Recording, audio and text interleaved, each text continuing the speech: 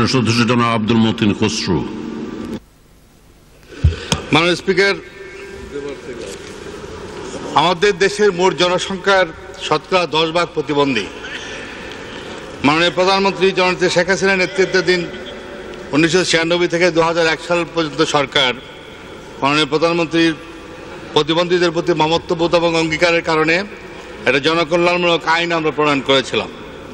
ইতিমধ্যেই একটা সমগ্র বাংলাদেশে বিশেষ করে প্রতিবন্ধীদের মধ্যে সারা পৃথিবীতে একটা আওয়াজ উঠেছে যে জনকল্যাণমূলক আইন না, আমরা অধিকার ভিত্তিক একটা আইন করতে চাই, রাইট বেসড ল।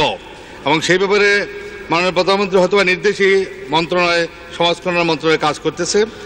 সেই জন্য মাননীয় প্রধানমন্ত্রী আপনার অঙ্গীকারের কারণে ইতিমধ্যেই বহুমাত্রিক পরিকল্পনা আপনারা নিয়েছেন যাতে প্রতিবন্ধীরা সমাজের অনুকম্পা, অনুগ্রহ বা কৃপায় বসবাস না করে আপনার সমাজে অ্যাসেট হিসাবে, সম্পদ হিসাবে বসবাস করতে পারে। এই জন্য স্বল্পমেয়াদী, মধ্যমেয়াদী, দীর্ঘমেয়াদী পরিকল্পনা নিয়েছেন। আপনার কাছে আমার একটা বিনম্র জিজ্ঞাসা যে প্রতিবন্ধীদের জন্য সত্যিকারভাবে তাদেরকে সম্পদে পরিণত করার জন্য এই 10% প্রতিবন্ধী জনগোষ্ঠীর জন্য আমাদের বাজেটের 10% বাজেটে বরাদ্দ রাখা হবে কিনা? জি, মাননীয় প্রধানমন্ত্রী। মাননীয় স্পিকার, আমি আগে বলেছি যে প্রত্যেকটা বাজেট বরাদ্দ তো একটা মন্ত্রণালয়ের মাধ্যমেই করা হয়। সেখানে সমাজ কল্যাণ মন্ত্রণালয়ের মাধ্যমে আপনার প্রতিবন্ধীদের জন্য বিভিন্ন কার্যক্রম আমাদের হাতে নিয়ে আছে। তাছাড়াও অন্যান্য মন্ত্রণালয়ও, তাদের শিক্ষা মন্ত্রণালয় থেকে স্বাস্থ্য মন্ত্রণালয়, এই বিভিন্ন মন্ত্রণালয় থেকেও কিন্তু প্রতিবন্ধীদের জন্য বিশেষভাবে কার্যক্রম থাকে, পরিকল্পনা থাকে।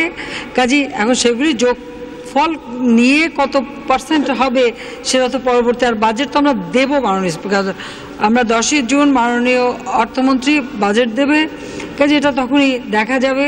কারণ আমাদের দেশে যে প্রতিবন্ধীরা আছে এতকাল তারা অবহেলিত ছিল, এমনকি প্রতিবন্ধীদের চলাফেরার ক্ষেত্রেও অনেক অসুবিধা ছিল। আমরা 96 থেকে 2001 পর্যন্ত যখন ক্ষমতায় ছিলাম তখন কিন্তু আমরা অনেক জায়গায় প্রতিবন্ধীরা যাতে চলাফেরা করতে পারে তার জন্য যেন র্যাম্প করে দেওয়া এবং তাদের যাতায়াতের সুযোগ করে দেওয়া, লিফটের ব্যবস্থা, সেগুলিও আমরা করে দিয়েছিলাম। তারপরে বিভিন্ন যানবাহনে তাদের যাতায়াতের সুবিধা, সেগুলি আমরা অনেক ব্যাপারে কার্যকর পদক্ষেপ নিয়েছিলাম।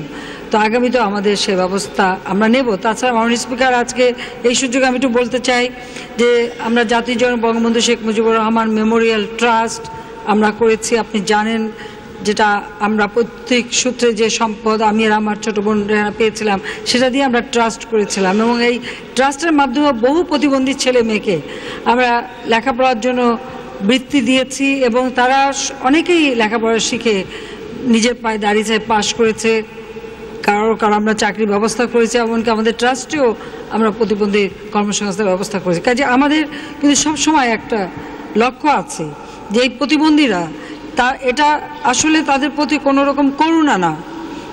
মাননীয় আমাদের আব্দুল মতিন সংসদ সদস্য খসরু সাহেব যে কথাটা বলেছেন, এটা প্রতিবন্ধীদের অধিকার এবং আমরা এটাকে অধিকার হিসেবেই দেখি এবং অধিকার হিসেবেই আমরা দেখব। ধন্যবাদ মাননীয় স্পিকার। ধন্যবাদ মাননীয় প্রধানমন্ত্রী। মাননীয়